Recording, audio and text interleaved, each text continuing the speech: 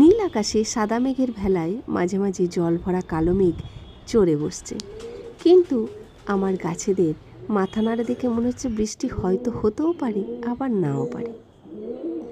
সপ্তাহে 2 থেকে 3 দিন আমার এই ছোট্ট ছানাদের বাসাটা পরিষ্কার না করলে বড় বেশি মন খারাপ হয়ে যায়।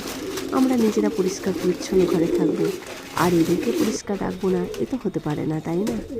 কারণ এরা যে একেবারেই কিছু বলতে পারে না, একেবারেই নিজে থেকে কিছু করতে পারে না। তাই তো এদেরকে বেশি যত্ন নিতে হবে, বেশি পরিষ্কার পরিচ্ছন্ন রাখতে হবে। তাই আজকে ছুটির দিনে আমি চলে গেলাম ওদের বাসার ভিতরে এবং একে একে প্রত্যেককে সরিয়ে সরিয়ে ওদের বাসার ভিতরগুলো পরিষ্কার করতে শুরু করলাম। আজকে ওদেরকে বেশি আর বাইরে ছাড়িনি, তাহলে আমার ঘাড়ে পিঠে বসে সব সময় কাজের ক্ষেত্রে হয়তো বাধা হয়ে দাঁড়াবে, কিন্তু এটাও ভীষণ আনন্দের।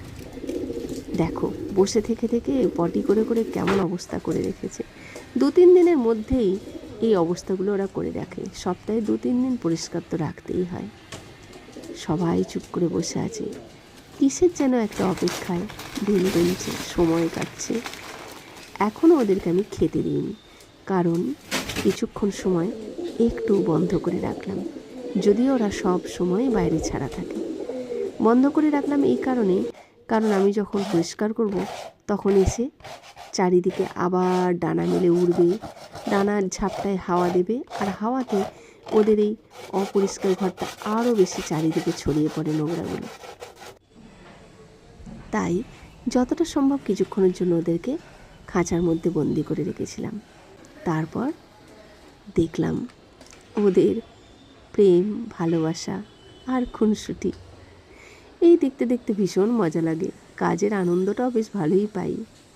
কেমন বসে আছে আকুল নয়নে, কখন ওদের বাসা থেকে আমি ছাড়ব। এতগুলো নোংরা জমা হয়েছিল ভিতরে। যাই হোক, সব পরিষ্কার পরিচ্ছন্ন করে দিয়ে তারপর ওদেরকে খাঁচা খুলে দিলাম, আর হুড়মুড় করে সকলে মিলে নিচে চলে এলো। আধো আধো মেঘলা বাতাসের রোদেতে কি সুন্দর ডানা ঝাপটে ঝাপটে মহা আনন্দে খেতে লাগলো খাবারগুলো। বড়ই স্নেহের, বড়ই আদরের।